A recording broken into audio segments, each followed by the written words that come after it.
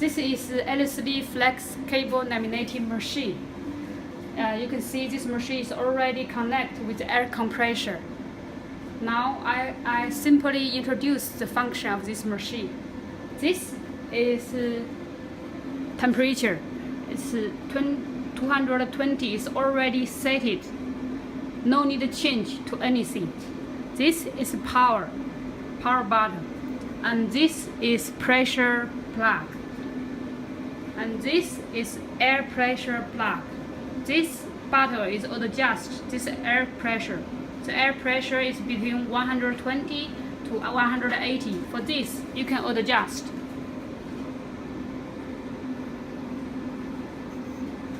Like this. And for touch screen, everything is already set. You don't need to change anything. Now we show you how to use. First, we put the ACF tape on the cable.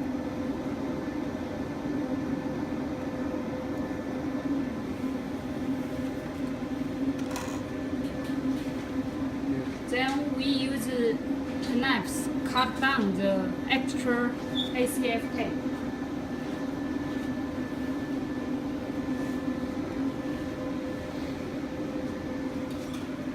This is solder area.